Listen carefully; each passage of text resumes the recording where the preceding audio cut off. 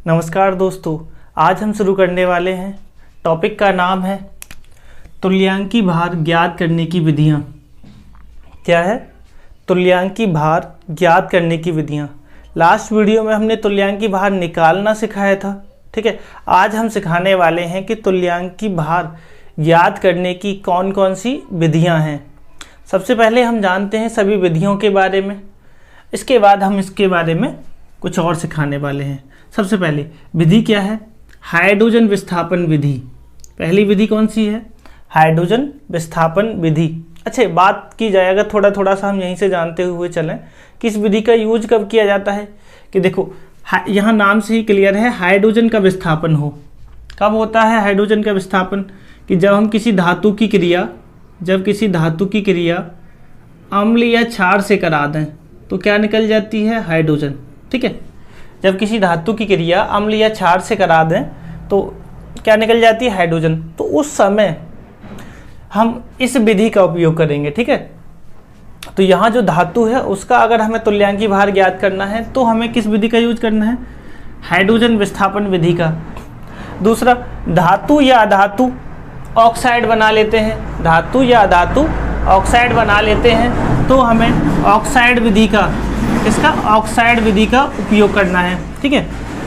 Chloride विधि, जब धातुएं oxide से क्रिया नहीं करती हैं, ठीक है, तब उस समय किससे क्रिया कर लेती हैं? क्लोरीन से। किससे क्रिया कर लेंगी? क्लोरीन से। और जब क्लोरीन से क्रिया कर लेंगी तो बना लेंगी धातु क्लोराइड, और धातु क्लोराइड की तुल्यांकी भार निकालना हम इस विधि से सीखेंगे। इसके बाद आता है धातु विस्थापन, ठीक है। धातु विस्थापन में क्या होता है कि एक धातु दूसरी धातु को उसके विलयन से क्या कर देती है? विस्थापित कर देती है, ठीक है। तो ये चीज़, इस वाले फॉर्मूले का यूज हम तब करेंगे। एक आता है उभय अपघटन विधि। क्या है? उभय अपघटन विधि। तो अब हम यहाँ ज़्यादा बात ना करते हुए, यहाँ से तुम्हें इतना समझ में भी नहीं आएगा, सीधा चलते हैं कहाँ? इन विधियों के ऊपर कि हम इनका उपयोग कब कब करने वाले हैं। तो सबसे पहली जो विधि है वो है हाइड्रोजन विस्थापन विधि। चलते हैं पहली विधि पर। पहली विधि क्या है? हाइड्रोजन विस्थापन विधि। हाइड्रोजन विस्थापन विधि कब होती है? कि जब कोई धातु तनु अम्ल से क्रिया करती है, जब कोई धातु तनु अम्ल से क्रिया करती है तो क्या करती है? हाइड्रोजन को विस्थापित कर देती है और बना लेती है लवण, ठीक है। जब कोई धातु तनु अम्ल से क्रिया करती है, हाइड्रोजन विस्थापित कर देती है और बना लेती है लवण, तो ऐसी धातु जो तनु अम्ल या तनु क्षार से क्रिया करके क्या निकालती है? हाइड्रोजन। तो हम उस धातु का क्या निकालेंगे? तुल्यांकी भार, ठीक है। तो इस विधि में हम समझ गए किसका तुल्यांकी भार निकालेंगे? जो धातुएं अम्लों या क्षारों से क्रिया करके हाइड्रोजन को निकालती हैं। समझेंगे क्या है फॉर्मूला? धातु का तुल्यांकी भार बराबर धातु का भार गुणा 1.008, ठीक है, अपॉन एनटीपी पर विस्थापित हाइड्रोजन का आयतन। जितनी हाइड्रोजन निकली है उसका आयतन गुणा 0.0009, ठीक है। 4 बार 0 और 9। क्लियर है? ये कब के लिए है? जब आयतन दे रखा हो। क्या दे रखा हो? आयतन दे रखा हो तो हम इस फॉर्मूले का यूज करेंगे। अगर आयतन की जगह उस हाइड्रोजन का द्रव्यमान दे रखा हो तो फिर हम ध्यान से समझेंगे, लिखेंगे धातु का तुल्यांकी भार बराबर धातु का भार गुणा 1.008 अपॉन एनटीपी पर विस्थापित हाइड्रोजन का द्रव्यमान, ठीक है।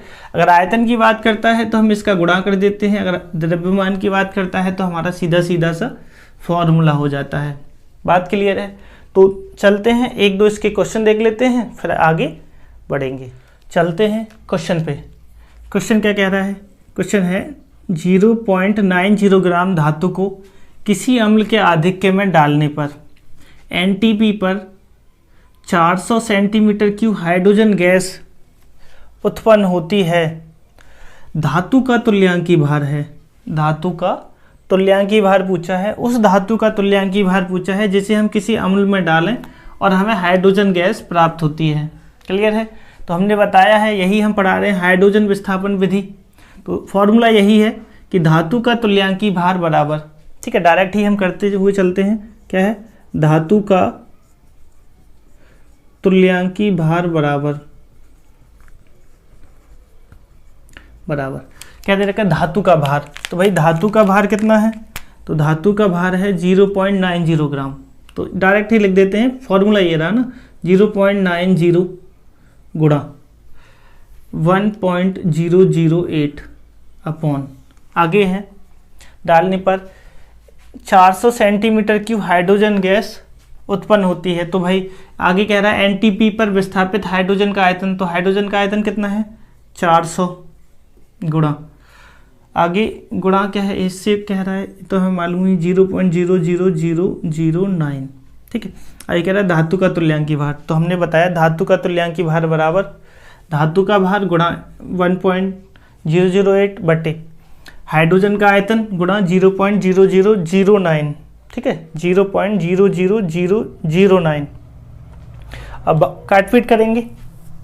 अच्छा, अगर हम इसको काटेंगे तो क्या करेंगे, पॉइंट से पॉइंट हटा लेना, कितने 1 2 3 4 5, तो 1 2 3 4 5 ये हट जाएगा, 10 बार कट जाएगा, ये 0 से 0 कट जाएगा, तो ये हो जाएगा 1008/40, ठीक है।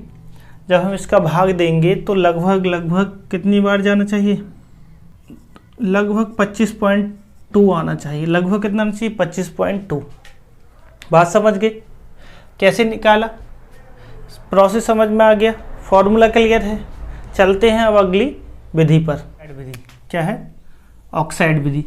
ऑक्साइड विधि का उपयोग हम करते हैं, तो ध्यान से समझेंगे, जब कोई धातु को हम वायु में गर्म करें, जब किसी धातु को हम वायु में गर्म करें और वो अपने ऑक्साइड में बदल जाए, कहने का मतलब है वह धातु जो वायु में गर्म करने पर ऑक्साइड में बदल जाती है, उन धातुओं का हम तुल्यांकी भार इस विधि द्वारा ज्ञात करते हैं।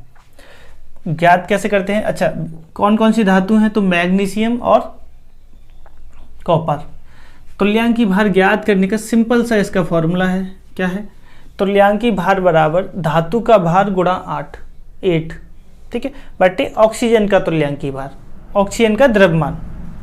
दोबारा समझेंगे, तुल्यांकी भार बराबर धातु का भार गुणा 8 अपॉन ऑक्सीजन का द्रव्यमान, ठीक है। अब चलते हैं क्वेश्चन पे।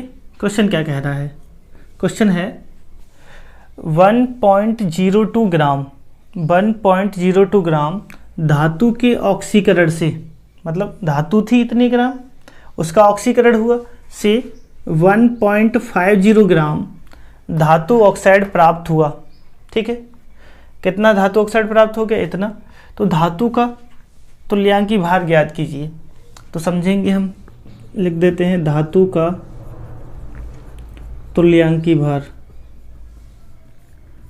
बराबर धातु का भार, फॉर्मूला यही है, धातु का भार। धातु का भार कितना है 1.02 गुणा 8 अपॉन, ये कह रहा है ऑक्सीजन का भार।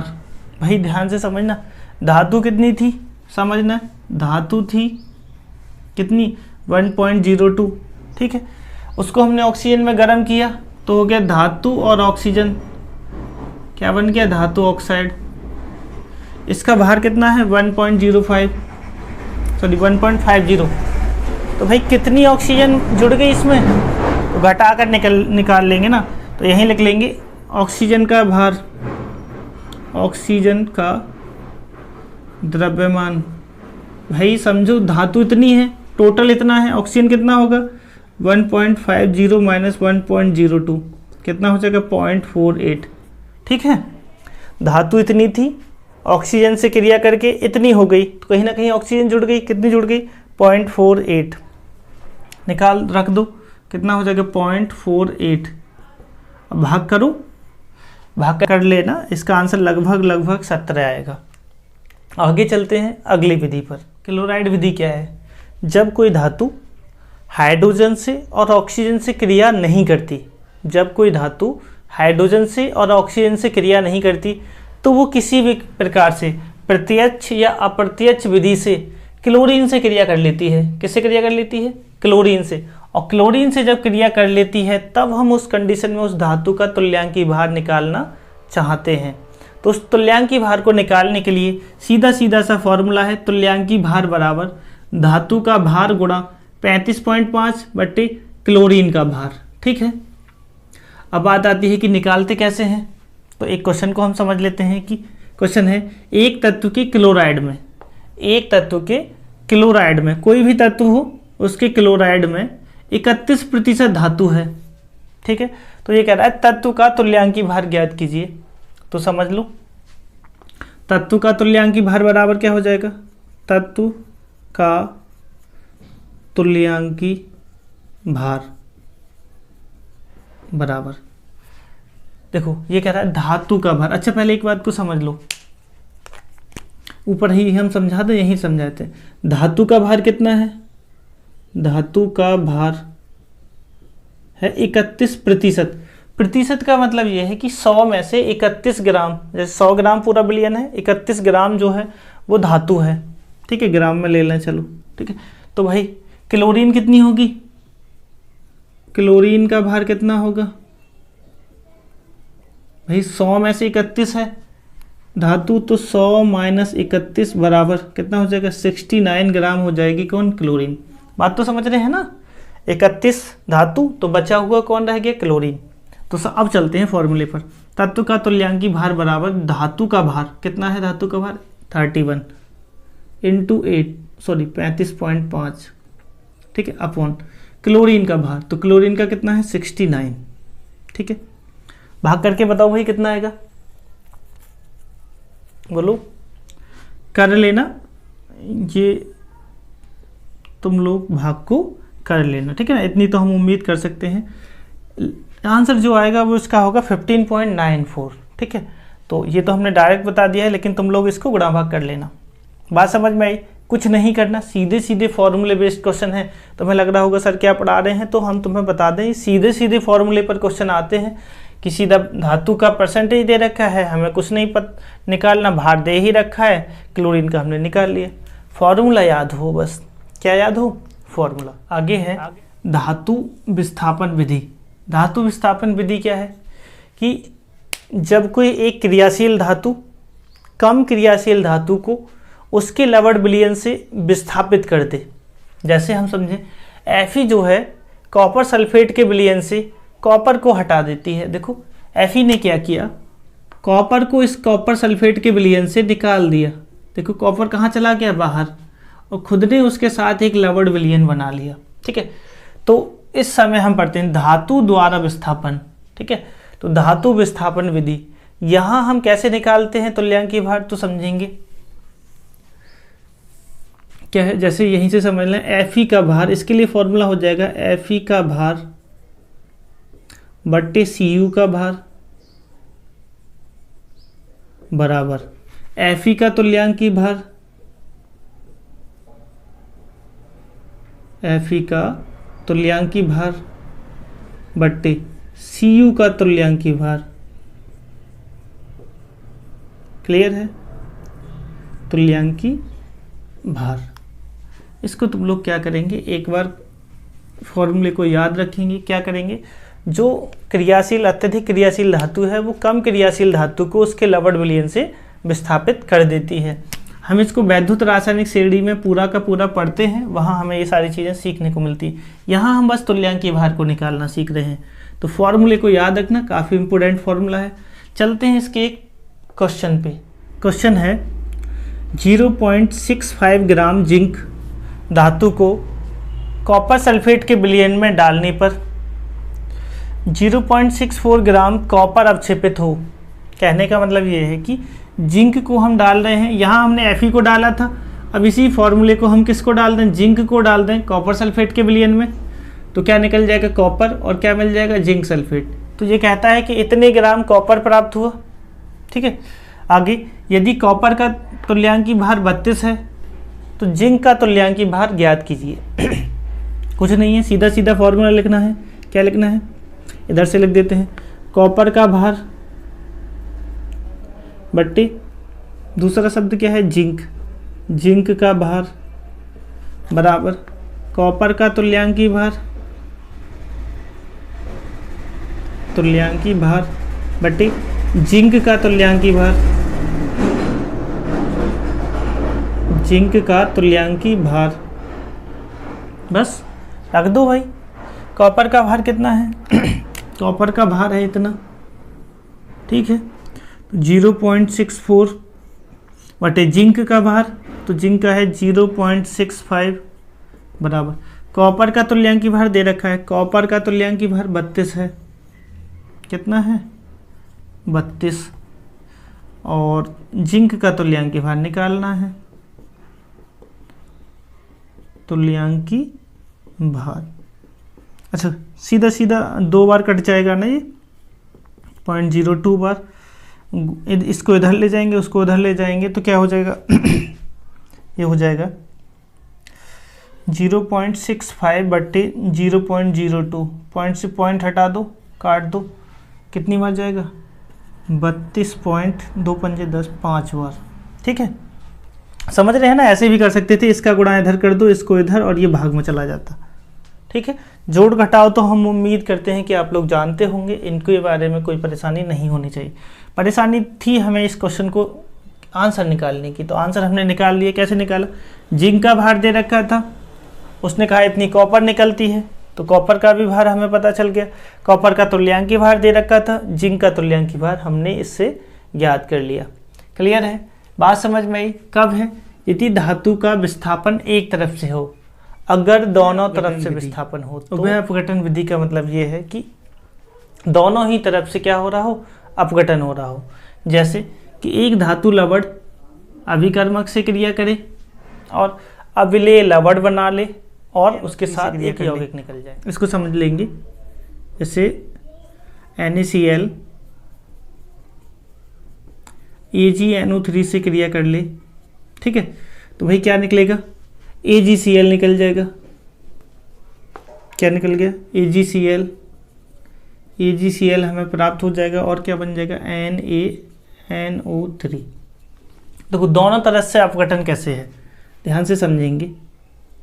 हम कहेंगे कि हमने जो है Cl ने जो है Ag को हटा दिया, या उल्टा कर दे, Na ने किसको हटा दिया, Ag को। देखो भाई हटा दिया, Na उसकी जगह आ गया। या उल्टा ये कह दें कि Ag ने किसको हटा दिया, Na को। ठीक है, देखो Ag जो है Na की जगह आ गया और Na Ag की जगह आ गया, तो कैसा है, उभय अपघटन, दोनों तरफ से अपघटन है। बात क्लियर होगी। जब इस तरह की कंडीशन आती है तो उस समय हम इन तत्वों का तुल्यांकी भार कैसे ज्ञात करते हैं, तो फॉर्मूला बिल्कुल सीधा सा है। क्या है फॉर्मूला, थोड़ा सा ध्यान देना पड़ेगा।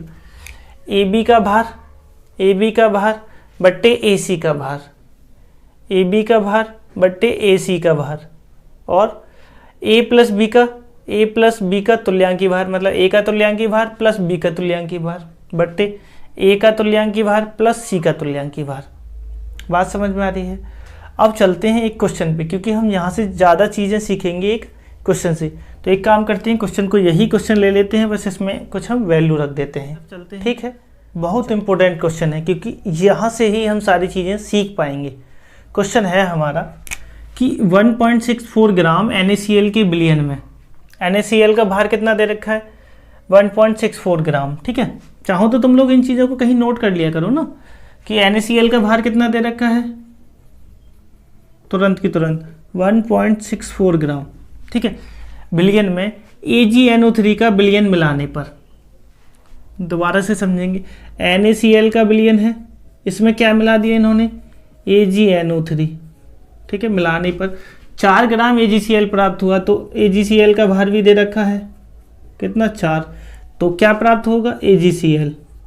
ठीक है, यही मिलेगा, प्लस हम लोग जानते हैं AgCl प्राप्त हो गया, बचा क्या, NaNO3, तो रिएक्शन भी हम कंप्लीट कर लेते हैं ना, प्राप्त होता है। यदि ये कह रहा है Ag तथा Cl का तुल्यांकी भार, अच्छा Ag का तुल्यांकी भार दे रखा है और Cl का तुल्यांकी भार दे रखा है, कितना है भाई, 108 और 35.5। ठीक है, नहीं दिख रहा हो तो यहाँ से देख लेना, कितना, 35.5। ये कह रहा है Na का तुल्यांकी भार ज्ञात कीजिए।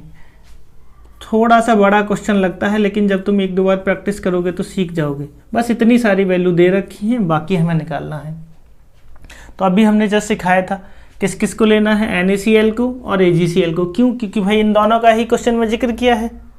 ऑटोमेटिक फॉर्मूले में कभी कभार ये लगता है कि सर AgNO3 क्यों नहीं लिखाया। ठीक है, या Na NO3 क्यों नहीं लिखा है। तो जब हम क्वेश्चन को पढ़ते हैं तो ऑटोमेटिक वो सारे डाउट्स हमारे दूर हो जाते हैं। तो अब हमारे पास सीधा सा लॉजिक हो जाएगा कि फॉर्मूला हमारा क्या हो जाएगा, NaCl का भार, फॉर्मूला लिख दें, डायरेक्ट सॉल्व कर लेना। अगर इसका हम पूरा आंसर नहीं कराएंगे ना, तुम लोग तो गुणा भाग कर ही लोगे। NaCl का भार बट्टे क्या आ जाएगा, AgCl का भार, ठीक है, बराबर Na का तुल्यांकी भार, ये तो हमसे पूछा ही है, तुल्यांकी भार प्लस Cl का तुल्यांकी भार, ठीक है, बट्टे